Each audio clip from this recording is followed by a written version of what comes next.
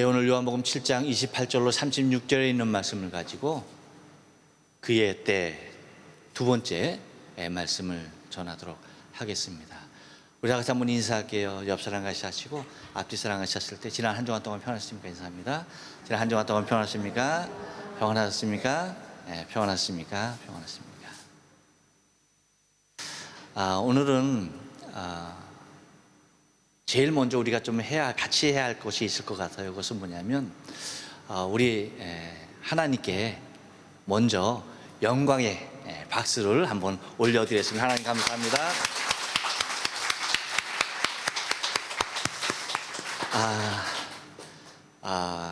7년의 세월이 사실 짧은 게 아니에요. 그렇죠? 7년 전 여러분들은 굉장히 지금보다도 한번 여러분 7년 전의 사진이 여러분 한번 있다면 한번 보세요. 아마 깜짝 놀라서 뒤로 자빠지실 분이 있으니까 반드시 벽에 기대서 보시기 바랍니다. 달라도 너무 달라졌을 거예요. 우리의 모습이.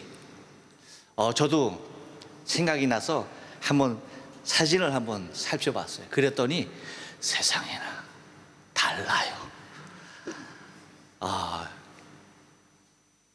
요즘 뭐 세간에 유행하는 모습, 그 노래대로 네가 왜 거기서 나와 하는 모습같이, 이야 정말 세상에 내가 거기 숨어 있었던 그런 모습이 있는 거예요. 옛날의 모습이.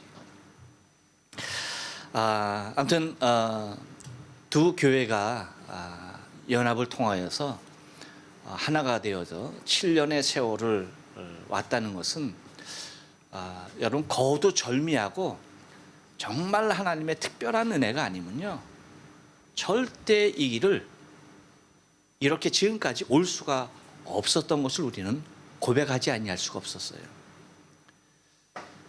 우리 교회가 연합한 이후에 아주 가까운 우리 지역에 또 어떤 교회가, 두 교회가 연합을 했어요.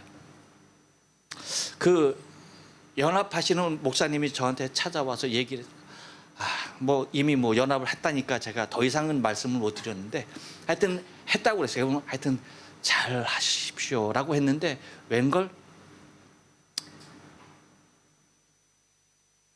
오히려 더 서로 너무나 불편한 그러한 관계가 되어버리고야 말하지. 이렇듯 여러분 두 교회가 연합한다는 것은 너무나 힘이 들고 어려운 일이 아닐 수가 없어요. 동일한 하나님의 교회인데 이것이 하나가 되어지는 모습이 결코 쉽지 않다는 겁니다. 제가 우리 오늘 주보에도 이제 그 전반부의 말씀을 제가 좀 실었습니다만 지금 7년 됐잖아요. 그러니까 약 지금부터 한 10년 전이에요. 10년 전부터 임진영 목사님이 저에게 늘 얘기했어요. 김 목사님, 교회 합쳐야 돼. 교회 합쳐야 돼. 지금은 이제 교회를 합쳐야 돼. 왜?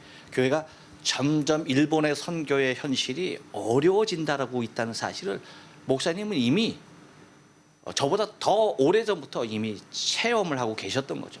근데 제가 그 말을 듣고 여러분 어땠을 것 같아요? 콧방귀도 안 꼈어요. 이유가 뭔지 아십니까? 목사님하고 저하고 달라도 너무나 달라요. 제가 일본에 처음 왔을 때 할렐루야 교회 바로 위에 장로님 100m도 안 되죠? 100m도 안 되는 그 거리에 거기다 교회를 개척했어요. 그래서 제가 가장 먼저 찾아뵙고 인사드린 분이 임진영 목사님이었어요. 근데 가서 인사를 드리니까 정말 잘 왔다라고 하면서 얼마나 저에게 힘과 용기를 불어주는지, 제가 여러분 얼마나 두근거리는 마음으로 갔었겠어요. 그렇죠? 얼마나 떨리는 마음으로 갔어요. 근데 너무나 편안히 받아주시면서 정말 잘 왔다, 우리 한번 같이 열심히 해보자고 하신 분이 임진영 목사님이에요. 그 옆에 또 하나의 교회가 있어서 교회 이름은 되지 않겠어요. 그 교회의 목사님은 찾아와가지고 여기다 교회를 개척하면 어떡하느냐고 막 그냥 그 교회 건물 민단에 찾아가서 난리 폈어. 왜 계약을 해주느냐 막. 하여튼 제가 감당하기 힘들고 그런 모습, 너무나 대조적인 모습이었죠. 그런 상황을 제가 맞이하면서 왔어요. 근데 임 목사님께서 일본에서 가장 먼저 아신 분이 제가 임 목사님이고, 또 가장 가까이에서 지냈고, 또 가장 친하게 지내신 분이 임 목사님이에요. 근데 그분이 그렇게 얘기하는데 제가 엄두를 안 내면서 제가 대꾸도 안 한 이유는 다른 데 있잖아요. 그분하고 달라도 너무 달라요. 여러분, 할렐루야 교회가 여기 안 있고 요 밑에 80평 1층 80평짜리 교회 있을 때, 여러분 아시죠? 가메이도 저쪽에 있을 때. 그때 제가 토요일 날 어쩌다 한번 갔어. 근데 목사님이 청소기를 열심히 돌리고 있는 거야. 아니 목사님 청소해요? 아니요, 청소하고 다 갔대. 근데 그게 마음에 안 드시는 거예요, 당신은. 그래갖고 당신이 재차 다시 하시는 거야, 다시. 야, 그리고 여러분 보시면 알다시피 실내화 신고 다닐 때, 지금은 실내화 우리 안 신지만 실내화장이 실내화가 해군 해병대도 그렇게 딱 서서 실내화가 그 정도로 있지 못해요. 딱 제가 여러분 오늘 의자 좀 맞았습니까? 내가 오늘 예배 드리기 전에 맞췄는데도 삐딱삐딱해요. 이런 거 용서가 안 되는 거예요. 딱 칼같이 맞추시는 분이. 그리고 뭡니까? 책상에 보면은 볼펜 놓는 자리는 항상 볼펜 놓는 자리예요. 성경 놓는 자리는 항상 성경 놓는 자리예요. 모든 자리가 다 정해져 있어. 다른 거 먼지 하나 다른데 당신 책상 위에 불필요한 거 있는 구석을 한 번도 본 적이 없어요. 여러분 제 책상 보면 뭐예요? 제 책상? 웃으신 분들은 항상 나는 무덤이야, 무덤. 그래갖고 항상 뭐가 쌓여 있어. 뭐 할 때마다 찾느냐고, 그 이름을 거 찾느냐고. 그래갖고 뭐든지 찾느냐고 시간을 거의 다 소비해. 이제 교회 공사 마쳤잖아요. 공사 마치고 정배 교사님이 그때 이제 와서 보고, 여기 사무실 이제 여기만 하면 돼요. 집사님 이제 보러 오셔서 그랬어. 근데 이제 한참이 지났죠. 이제 집사님 딴에는 이제 뭐가 정리됐나 싶어서 목사님 왔어. 근데 깜짝 놀라서 뒤로 자빠지고 내가 잡으려고 그랬어.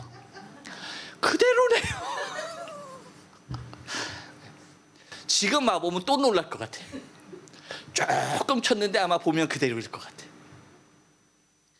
저는 정리가 안 되는 사람이에요. 그렇게 제 주위에 있는 것들이 정리가 안 되는 사람이에요. 그러니까 목사님하고 달라도 내가 너무 다른 걸 너무나 잘 알기에 이거는 절대 불가능한 일입니다 해서 안 했어요. 근데 여러분, 주보에 기록을 해놨듯이 교회적으로 어려움이 많이 있었어요. 특별히 이제 3.11 지진으로 말미암아서 아마 결정적인 이유가 되었죠. 너무나 힘이 들고 어려웠어요.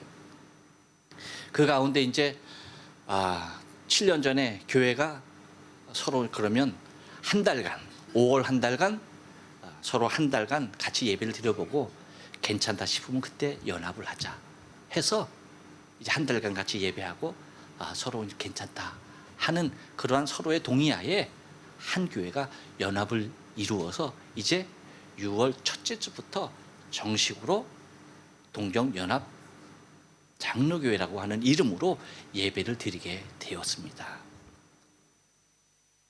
그 이후에 여러분 그 이후에도 어려운 일들이 한두 가지가 아니죠. 연합해서 예배 드리는 그 순간부터 한두 가지의 어려움이 아니었어요. 이제 예배를 드리기 위해서 이제 저희가 뭐 여러 가지 장비가 있었어요.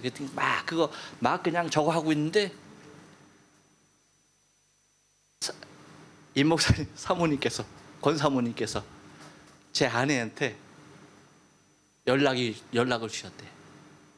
교회를 내줘야 된대. 그 얘기를 봐. 아니 지금 연합해서 지금 저거 해야 되는데 이 교회에서 나가야 된다는 거예요. 여러분, 그러한 어려움이 얼마나 컸겠어요. 그러니까 그러한 여러 가지 이제 저희는 저희 나름대로 동영 할렐루야 교회대로 어려움이 산재된 가운데 처음에 그러한 어려움부터 시작해서 두 교회가 서로 하나가 되다 보니까 또 서로 간에 이게 눈에 보이지 아니하는 불편함들이 마음 가운데 있는 것들이 있는 겁니다. 그러다 보니까 이러한 저러한 이유로 많은 사람들이 떠나가게 되어지고, 그 가운데 정말 어려운 고비고비들이 지금까지 넘겨가면서 7년이라는 세월을 왔습니다. 근데 여러분, 이 7년이라는 세월 가운데 제가 한마디로 표현하자고 한다면, 전적인 하나님의 때에 하나님께서 당신의 교회를 이끄신다는 사실을 제가 7년의 세월을 통하여서 한마디로 고백하라면 그거예요. 하나님은 하나님의 때 하나님의 교회를 하나님의 방법으로 이끌어 가시더라는 얘기입니다. 여러분, 앞으로 7년 하나님께서 또 어떠한 모습으로 우리를 이끄실지 몰라요.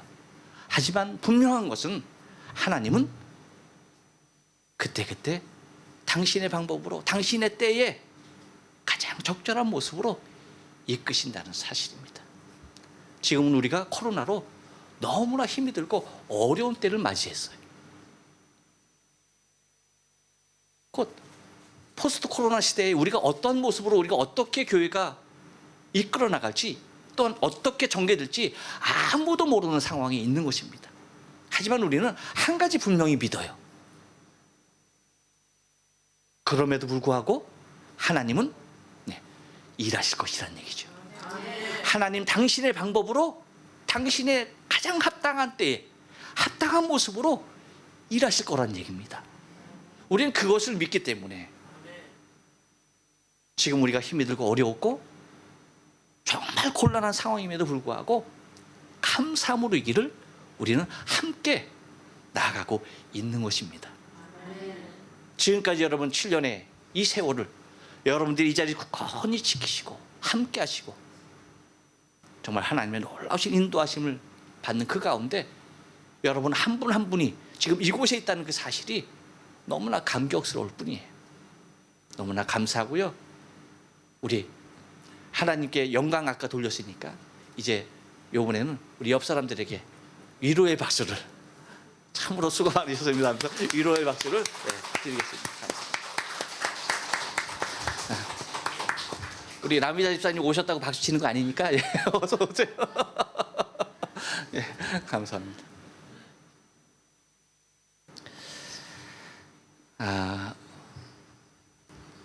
우리는 지난주에 이는 그의 때가 아직 이르지 아니하였음이니라, 그의 때라고 하는 제목으로 우리는 은혜를 나눴습니다. 그래서 지난주에 드린 말씀은 그의 때 중에서 특별히 한 가지 뭐였냐면, 그의 때가 아직 이르지 않았다, 그의 때에 과연 어떠한 때였는가라고 할 때에 첫째 한번 넘겨보겠어요? 네, 예수님의 직접적인 가르침이 가능한 때였다라는 사실이었어요. 그렇죠? 예수님의 직접적인 가르침이 가능한 때였다는 것이에요. 그래서 예수님께서 가르치신, 곧 아직 내 때가 이르지 아니하였다라고 하는, 그의 때가 이르지 아니하였다, 요한이 바라보는 예수님의 때, 아직 예수님의 때가 이르지 아니하였다라고 하는 그 때가 어느 때냐라고 할 때에 예수님이 직접적으로 가르침이 가능하였던 때였다라고 하는 거예요. 그래서 예수님이 어떤 걸 가르쳤습니까? 그들에게, 유대인들에게 그들의 지식의 한계를 가르쳤죠. 그 다음에 예수님께서 보내심을 받은 자라고 하는 사실을 가르쳤어요. 또 하나는 뭐예요? 예수님이 보내심을 받았다라고 하는 것은 뭐예요? 보내신 자가 있다는 거죠. 보내신 자가 있다라고 하는 사실을 가르쳤고, 또한 그들은 하나님이 보내셨음에도 불구하고 그들이 하나님을 잘 알고 있다라고 하지만 그들은 하나님에 대하여서 너무 무지하다는 사실에 대하여서 가르쳐 주었습니다. 그래서 그렇죠? 영적인 소경, 영적인 무지, 그리고 영적 무능에 대해서 여러분에게 말씀을 드렸습니다. 또 마지막으로 뭐였습니까?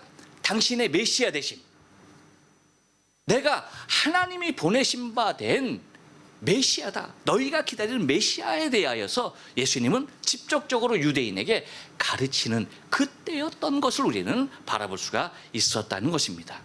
오늘은 그러면 이 아직 그의 때가 이르지 아니하였다라고 하는 그의 때를 가지고 이제 이때는 도대체 그럼 또 어느 때인가라고 하는 사실을 우리가 좀 살펴보면서 은혜를 받기를 원하는데요. 한 번 더 따라서 합니다. 그리스도로 넘겨줘요. 네. 그리스도로 믿을 수 있는 충분한 때였습니다. 네. 그리스도로 믿을 곧 그의 때가 이르지 아니하였다라고 하는 것은 예수를 그리스도로 믿을 수 있는 충분한 때였다는 사실에 대하여 말하고 있는 거예요. 31절 말씀 보면 한번 다 같이 읽어볼까요? 시작.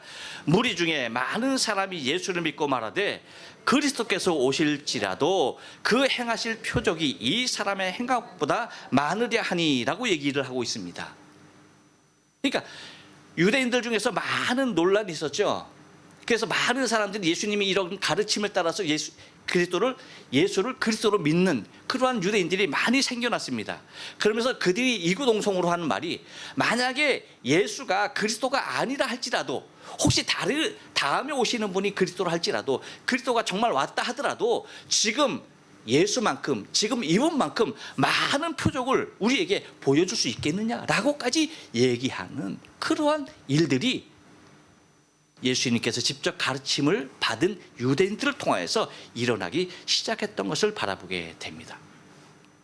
곧 이것은 그리스도를 믿을 수 있는 충분한 때였다라고 하는 것은 여기에 하나님의 또 다른 특별한 은혜가 있었던 것을 우리는 바라보게 됩니다. 그것이 뭐냐면 한번 따라서 합니다. 하나님께서 인간을 구원하기 원하시는 마음은 누구보다도 간절하십니다. 예, 31절 상반절 말씀 보면 무리 중에 많은 사람이 예수를 믿고 말하되 라고 얘기하고 있는 것을 바라보게 됩니다. 여러분, 하나님께서 인간에게 주신 충분한 복이 있습니다. 그 복이 무엇이라고 생각합니까? 그것은 다른 것이 아니에요. 우리 누구나가 다 받아 누리는 겁니다. 매일매일 동일하게 받아 누리는 것입니다. 그것이 뭐냐면 곧 우리가 날마다 누리는 하루라고 하는 24시간이에요. 우리는 누구나 동일하게 어떤 이는 여러분 25시간을 쓰는 사람 없어요. 어떤 이는 조금 모자라서 23시간 쓰는 사람 없습니다. 누구나 동일하게 하루라고 하는 24시간을 하나님께서 공평하게 주셨습니다. 이것은 지구상에 호흡하는 그 누구에게나 다 동일한 모습으로 똑같은 모습으로 공평하게 나눠준 것이죠. 하나님의 너무나 공평하심입니다.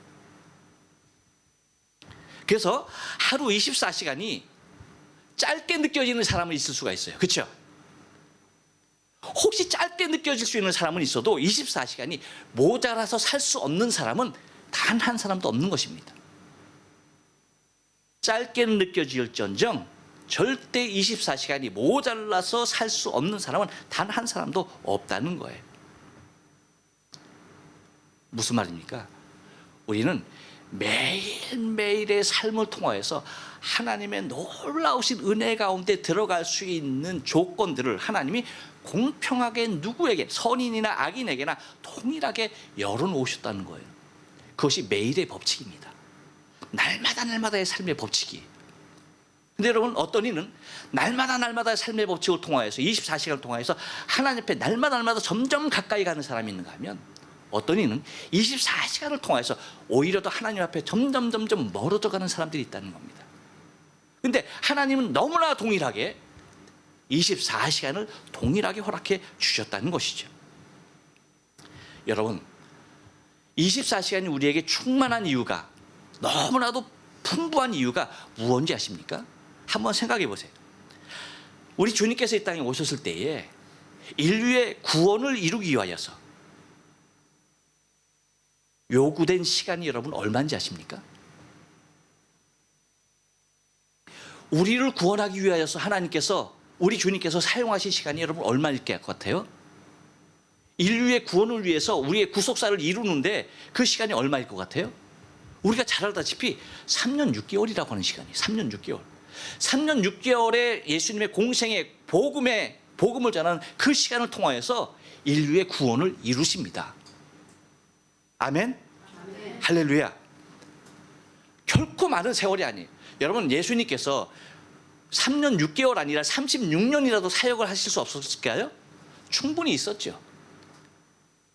충분히 36년이라도 당신은 당신의 사역을 할 수가 있었을 것입니다. 하지만 3년 6개월로 당신의 사역을 완전하게 이루었어요. 그래서 십자가에 달리실 때 뭐라고 말씀하십니까? 다 이루었다라고 하는 거예요. 다 이루었다.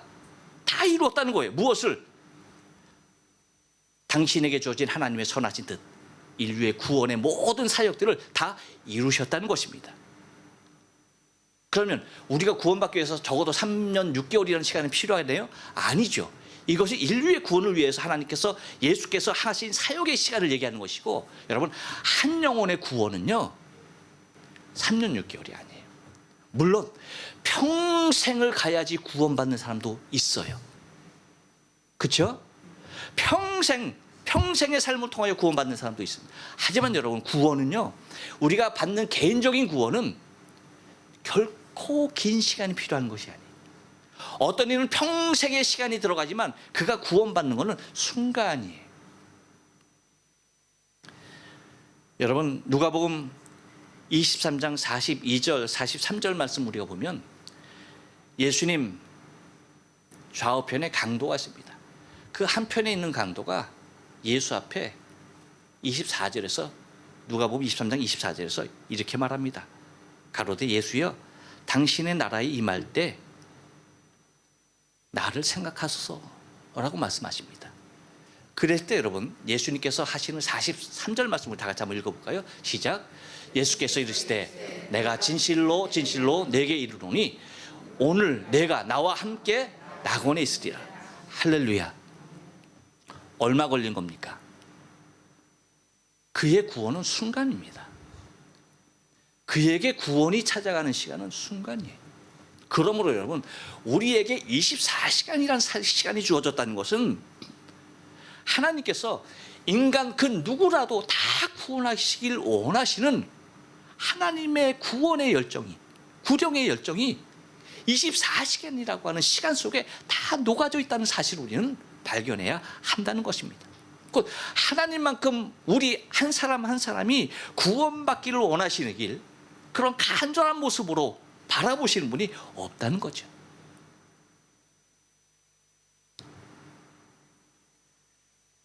마찬가지로 우리의 인생의 시간도 하나님께서 구원하시기 원하시는 사람들에게 복음을 전할 수 있는 충분한 시간이 주어져 있음을 기억해야만 합니다.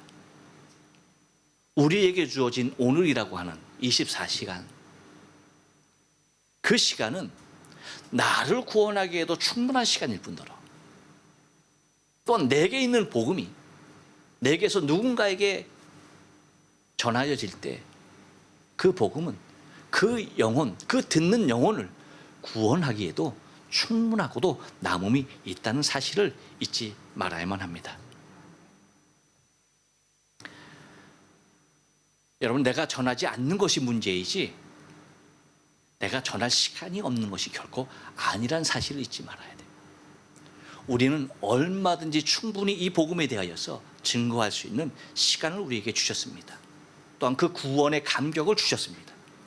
마찬가지로 우리는 또한 이 구원의 기쁨의 소식을 누군가에게 증거할 수 있는, 전할 수 있는 우리의 생명의 삶이 되어야 함을 잊지 말아야만 합니다. 그것이 뭡니까?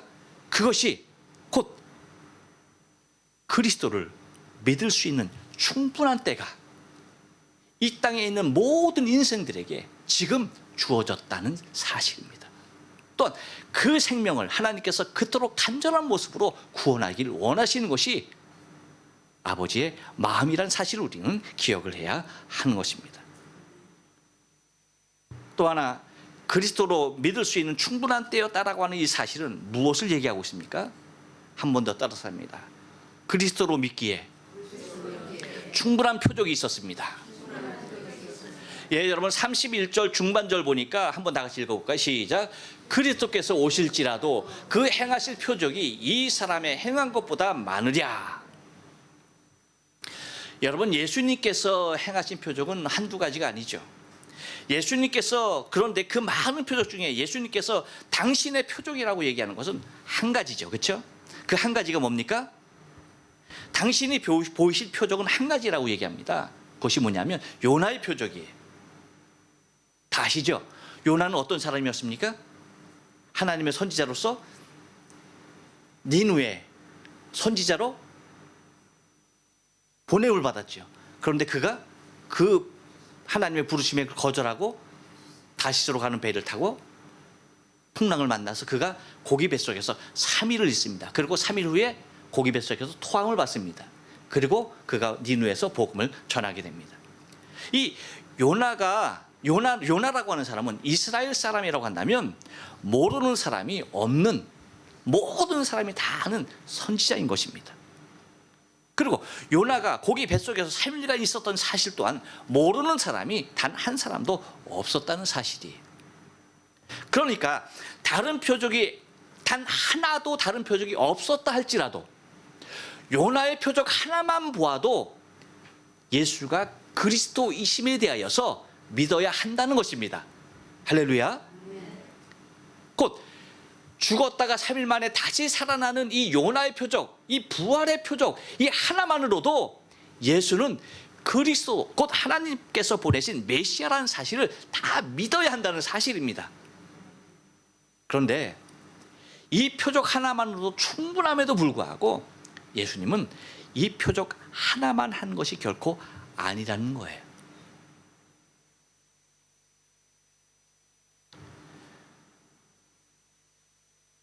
그래서 여러분, 예수님은 요나의 표적 외에도 많은 표적들을 보여주셨기 때문에 예수가 그리스도가 혹시 아니라 할지라도 유대인들이 말하는 대로 다른 이가 온다 할지라도, 다른 메시아가 정말 왔다 할지라도 예수만큼 이런 표적을 행하게 했느냐, 이 사람의 행한 것보다 많으랴 할 정도로 예수님이 수없이 많은 표적을 행하셨다는 것입니다. 여러분, 우리가 지금 그 요한복음을 보고 있지 않습니까? 이 사도 요한은 요한복음 25장 25절 맨 마지막 절에서 이렇게 말을 합니다. 다 같이 한번 읽어볼까요? 시작. 예수의 행하신 일 이외에도 많으니 만일 낱낱이 기록한다면 이 세상이라도 이 기록된 책을 두기에 부족할 줄 아노라. 할렐루야. 여러분, 예수님의 기적이 사복음서를 통하여서 나타나는 기적이 몇 가지나 있을 것 같아요?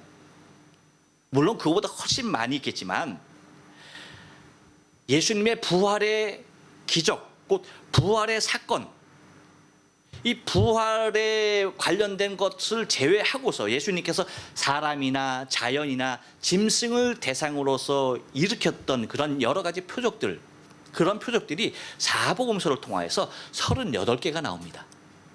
38개가 기록되어져 있는데 요한은 이 38개 중에 몇 가지만 기록하는지 아십니까? 단 8가지만 기록하고 있어요. 단 8가지. 그런데 3가지, 여러분 저기서 보는 까만 글자로 친 거는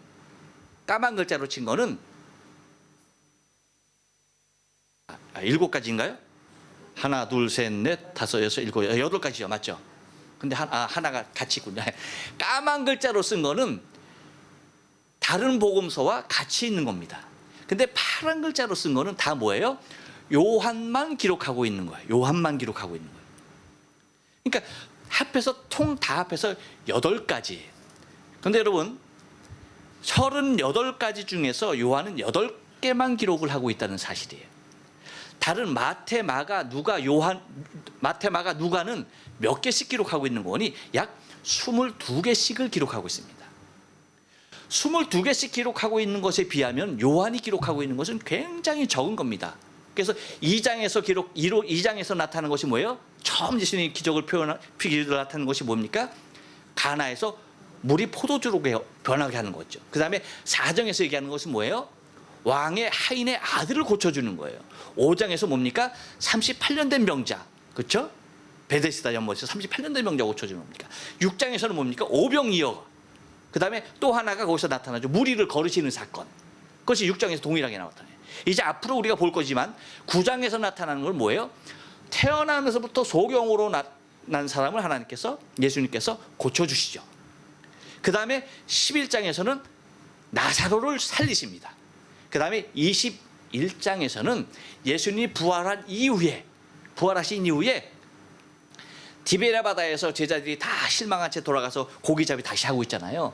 그랬을 때 예수님이 나타나셔서 고기를 못 잡는 베드로를 향해서 얘기하죠. 그물을 배 오른편에 던지라. 그 사건, 그래서 엄청난 고기를 잡아 올리죠.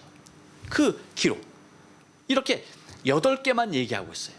이렇게 8개만 얘기하고 있는 이 모습을 보면은 요한의 입장에서는, 여러분 21장까지 요한복음이 있지만 요한이 쓴 것을 보면은 예수님께서 직접 그들에게 하신 말씀을 위주로 굉장히 교리적인 측면에서의 모습들에 대하여서 아주 세세하게 기록을 하고 있는 것을 바라보게 됩니다. 그러니까 요한의 말대로 보통 예수님께서 행하신 많은 것을 다 일일이 기록했다라고 한다면 그 기록한 것을 여기에다 두기에도 모자랄 것이다라고 하는 표현이 얼마나 많은 일들을 행하셨는지에 대해서 얘기하고 있습니다. 그러니까 하나의 표적, 예수님께서 죽었다가 다시 살아나는 표적만으로도 예수가 그리스도 메시아인 것임에 대하여서 믿어야 할진데, 그 외에도 이렇게 엄청난 일들에 대하여서 기적을 행하셨음에도 불구하고 그를 믿지 못한다? 그러면은 여러분, 아까 말씀드린 이 사람이 행한 것보다 많으랴, 다시 말하면 이 사람이 보다 다른 사람이 더 메시아가 더 많은 것을 행한다 할지라도 믿는다 못 믿는다? 믿지 못한 얘기예요. 그러니까 표적이 많고 적음을 또 따라서 믿고 안 믿고가 아니란 얘기예요.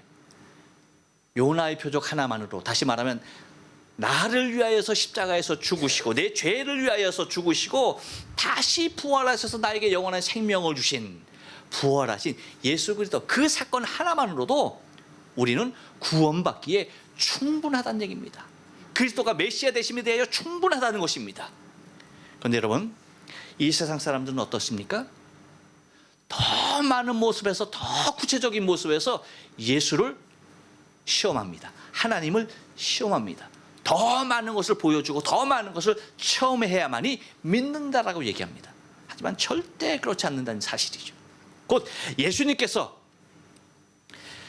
우리에게 행하신 그리스도를 믿기에 충분한 때, 곧 그리스도를 믿기에 충분한 표적들을 이미 우리에게 보이셨다는 사실을 기록하고 있다는 사실, 여러분 우리는 잊지 말아야 돼요. 또 하나는 한 번 더 따라서 합니다. 반면 믿을 수 있는 충분한 시간과 표적이 있었음에도 믿지 못하고 예수를 잡으려는 사람이 있었습니다. 그렇습니다, 여러분. 32절 말씀을 다 같이 한번 읽어봅니다. 시작. 예수께 대하여 무리에 수군거리는 것이 바리새인에게 들린지라 대제사장들과 바리새인들이 그를 잡으려고 하속들을 보내니. 할렐루야. 여러분, 이 세상에는요 무엇에든지 언제나 양면이 존재합니다. 그래서 밤이 있으면 뭐가 있어요? 낮이 있죠. 그리고 삶이 있으면 뭐가 있습니까? 죽음이라는 것이 반드시 있기 마련입니다. 인생도 똑같아요. 인생도 마찬가지입니다. 여러분, 믿는 자가 있는 반면에 믿지 못하는 자가 있어요.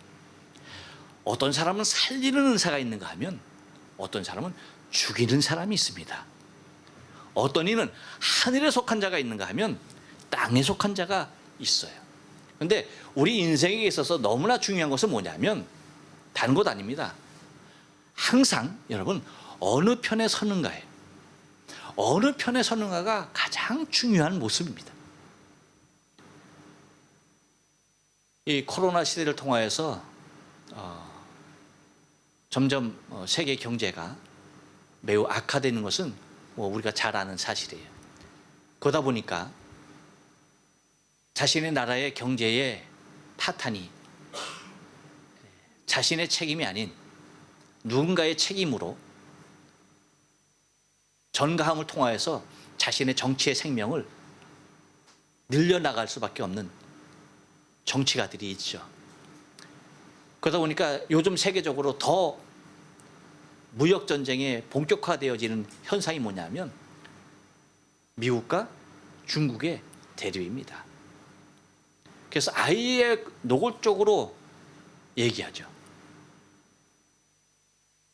많은 열방을 향해서, 많은 국가를 향해서 어느 편에 설 거냐. 그래서 여러분, 대한민국을 향해서도 뭐라고 얘기하는 겁니까? 어느 편에 설 거냐. 여기에 대한 심각함이 사실은 여러분 작은 게 아니에요. 일본은 어디에 섰습니까? 일본은 다 아시죠? 미국 편에 딱 섰습니다. 미국 편에 완전히 섰습니다. 대한민국은 어느 편에 서야 합니까? 대한민국 어느 편에 서야 합니까? 미국, 어느 편에? 옆 사람이 얘기해 줍니다. 하나님 편에 서야 합니다.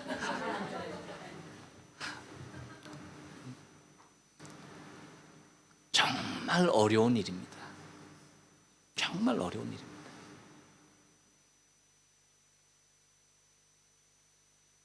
정말 힘이 들고 어려운 상황이에요.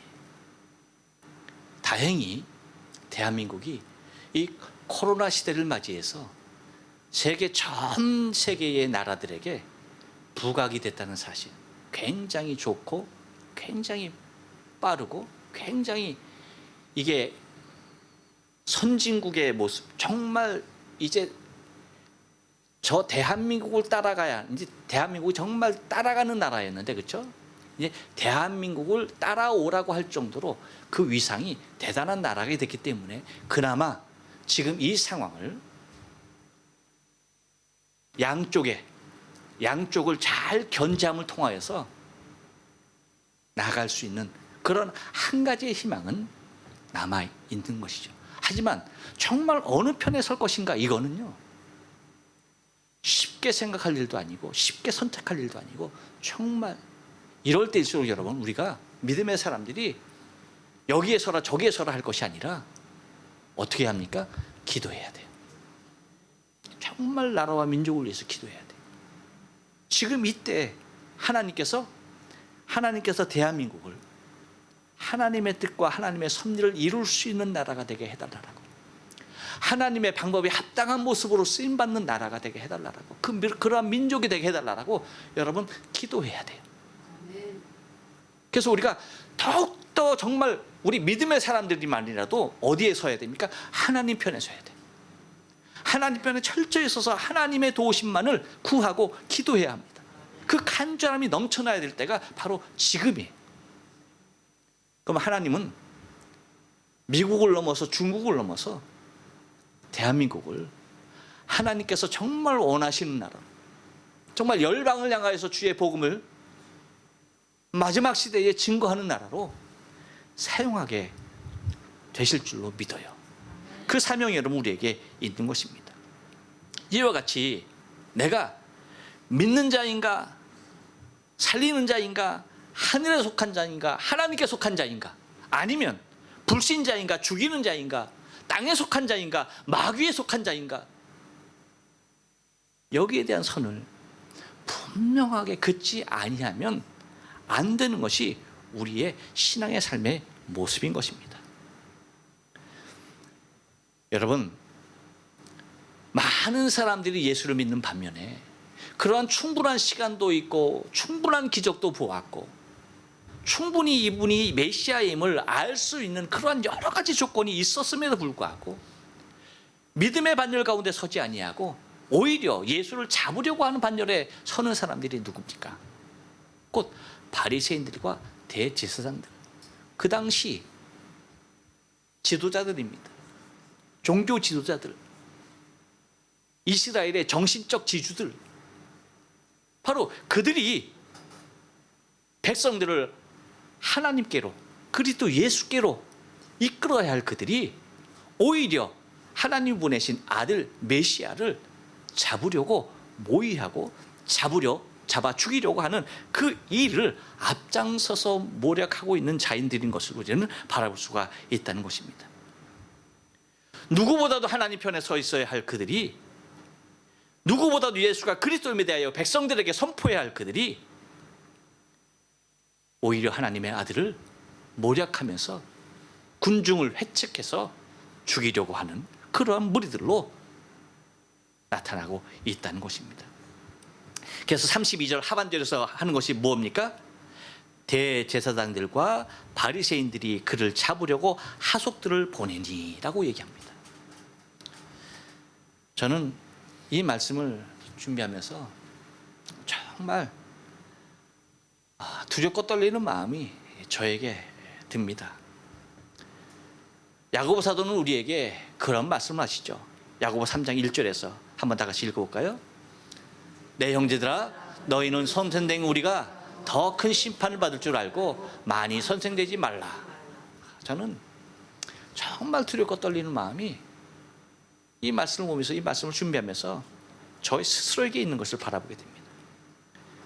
여러분, 그 당시 종교 지도자 대제사장, 제사장 누굽니까? 지금으로 말하면 누구예요? 여러분들 그래도 그냥 혹시 목사님 상처받을까봐 시험될까봐 그래도 그냥 알면서도 그냥 말을 아끼시는 여러분들, 그렇죠? 여러분들이 정말 아름다워요, 그렇죠? 목사입니다, 목사. 분명히 말해야죠, 목사입니다. 제가 이 모습을 보면서 제가 한번 생각을 해봤어요. 복음서에 나타나는 대제사장들, 제사장들, 종교 지도자들 중에 예수를 그리스도로 믿고 구원받은 자가 있는가 생각을 해봤어요. 근데 생각나는 사람이 없어. 그걸 보고 제가 더 충격인 거예요. 지금은 어떨까요? 지금은 설마 아니겠지, 그치? 그쵸? 저는 절대 아니라고 생각하지 않는 사람입니다. 저는 어느 시대나 같다라고 생각을 해요. 그 시대나 지금의 시대나 똑같다고 생각을 합니다.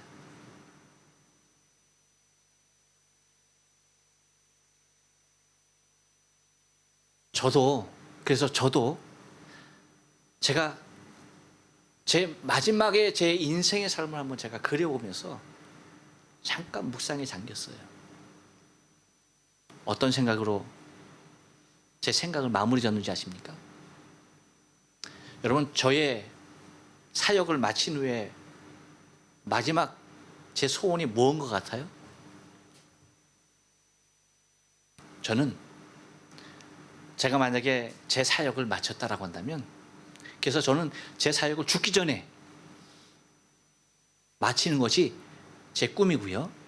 죽을 때까지 이 사역을 하고 싶지는 절대 않습니다. 그 전에 마치고요. 마친 다음에는 제가 목사라는 신분으로 절대 살지 않을 겁니다. 저는 평신도로 그냥 집사 해주면 집사로 돌아가서 아무도 모르는 교회에 가서 그 교회 열심히 평신도로 제가 섬기면서 그 교회 사찰로 있으면서, 정말이에요.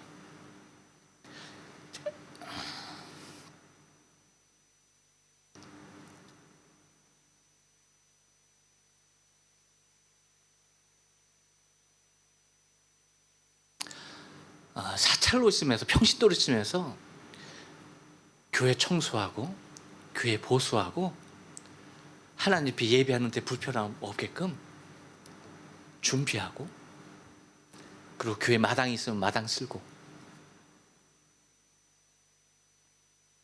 제가 그 모습으로 제가 주님 맞는 걸, 그게 제 소원이에요. 왜냐하면요, 당시의 제사장들, 대제사장들이요, 저는 그들이 나보다 못나서 그 길을 걷다라고 절대 생각을 하지 않습니다. 그들이 나보다 모르고 모자랐기 때문에 예수에 대하여서, 그리스도에 대하여서 백성에게 알리지 아니하고 오히려 잡아 죽이는 그 반열에 섰다라고는 절대 생각하지 않아요. 또 하나는요, 내가 그들보다 더 똑똑해서 나는 절대 그들이 갔던 그 길을 가지 않는다라고 생각은 더더욱 하지 않습니다. 그런 생각은 더더욱 없어요. 오히려 내가 그 길을 그들보다 더 열심히 더 가면 갔지. 그들이 걸어갔던, 대제사장들이 걸어갔던 그 길을 가지 않는다라고 저 절대 장담하지 못합니다. 오히려 제가 더 앞장서서 그 길을 갔으면 갔지, 나는 그 길을 피해갈 사람이라고는 절대 생각하지 않아요.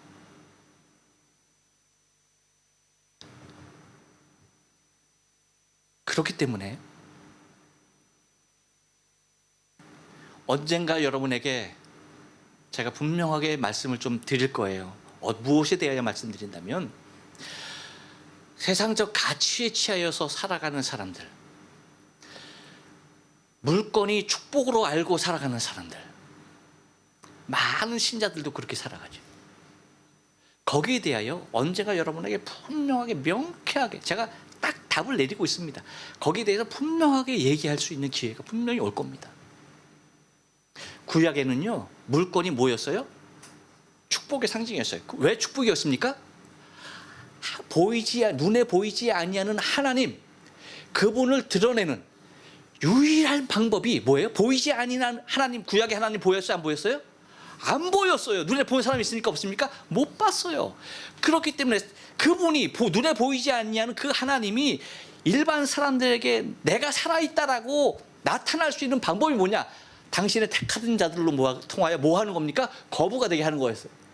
아브라함 거부였습니까? 거부지 않았습니까? 거부였어요. 이삭은요, 이삭도 거부였습니다. 어디 가든지 우물을 팠어요. 우물 파면 우물이 다 나왔어요. 이유는 뭡니까? 지금은 여러분 우물 아무것도 아니지만, 옛날은 그 우물이 지금의 석유 유전보다도 더 강력한 힘과 권력을 갖는 그런 때였습니다. 그러니까 얼마나 거부해. 여러분 야곱은 어때요? 하나에서부터 열까지 뭐예요? 그들에겐 다 물건으로, 그것이 당신 살아계신 하나님을 나타내는 증거였으니까 그랬어요. 근데 여러분, 신약에 와서는 어때요? 신약에 와서는 어떻습니까? 여러분, 신약 시대는, 예수님이 오신 시대나 지금이나 성령 시대나 물건이 복이에요?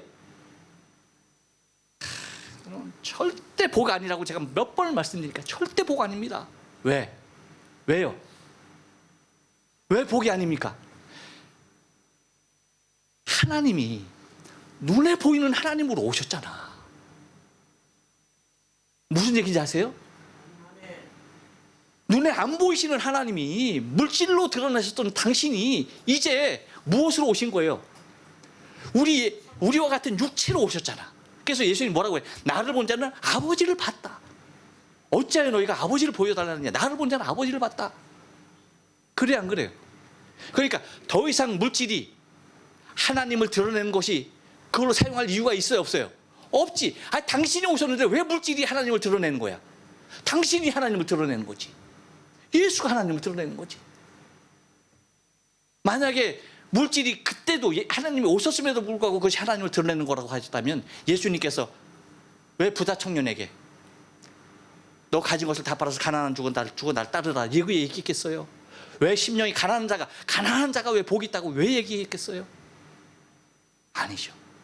근데 여러분, 이 당시 대제사장들, 바리새인들, 이 사람들은 어디에 사로잡혀 있던 겁니까? 물건에 완벽하게 사로잡혀 있었기 때문에, 예수가 그리스도였으면 되는 거예요, 안 되는 거예요?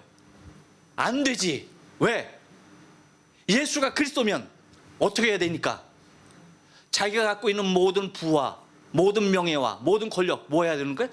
다 버리고 주를 따라야 했거든. 그러니까 지금도 마찬가지예요. 지금도 마찬가지. 예수님이 지금 공중으로 재림하면 돼요, 안 돼요? 안 되지. 절대 안 되지. 왜? 이유가 뭐예요? 내가 여태까지 벌고 쌓아놓은 거 다 누려야 되는데 오면 돼, 안 돼요? 안 되지. 그러니까 예수님 기다려요, 안 기다려요? 안 기다려요. 예수님, 오늘은 안 돼요. 네. 절대 안 돼요. 예. 절대 안 돼요. 그렇게 되는 겁니다. 그렇게 되는 거예요. 그러니까 여러분, 보이는 하나님으로 오셨으니까 이제는 그 보이는 하나님을 그 하나님으로 나타내지 않냐고, 물건을 이것이 하나님을 드러내는 것이다라고 얘기하면은 이것은 뭐가 되는 거예요? 우상이 되는 거지. 하나님이 아니라 우상이 되는 거지. 구약에서는 이것이 하나님을 드러내는 표징이었지만 이미 하나님이 눈에 보시기 왔는데 이제 이 물건은 뭐예요? 이것이 하나님을 내가 드러내기 위해서 내가 돈을 벌었다? 갖고 있다? 말은 그렇지. 그렇지만 이것이 뭐예요? 우상이죠. 그래서 재물과 하나님을 겸하여 섬길 수 있다 없다? 없다. 그래서 여러분, 제가 목사로서 제 생을 마감하고 싶지 않고 평신도로서 내가 생을 마감하고 싶은 이유가 다른 데 있지 않아요. 정말 하나님께서 나를 난 하나님 앞에 구원받기를 원하는 사람이지, 지금이라도 주님 오시기를 나는 원하는 사람이지,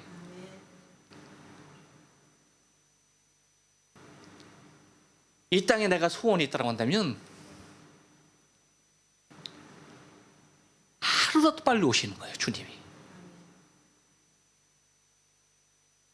그래서 내가 정말 모든 욕심, 모든 명예 다 내려놓고 정말 순수한 모습으로 돌아가서 오직 하나님 그 일을 위하여서 내가 평신도로서 내 생을 마감할 수 있다고 한다면, 그렇게 섬김으로 마감할 수 있다면, 나는 이것만, 만약에 하나님께서 나에게 생명 가운데 그러한 기회를 주신다면 그것만큼 감사한 것은 없다라고 생각하는 것입니다. 그렇게 여러분, 우리는 믿는 자의 반열 가운데 서야 합니다. 살리는 자의 반열 가운데 서야 하는 거예요. 하늘에 속한 자로 살아가야 하는 것입니다. 하나님의 자녀, 곧 하늘에 속한 그 산 소망을 가지고 살아가는 그러한 소원이 나의 소원인 것입니다. 여러분, 이제는 그리스도 예수가 이 땅에 다시 오는 그날까지 마지막 날이죠. 요한복음 6장에서 계속해서 거듭해서 말했던 마지막 날, 그날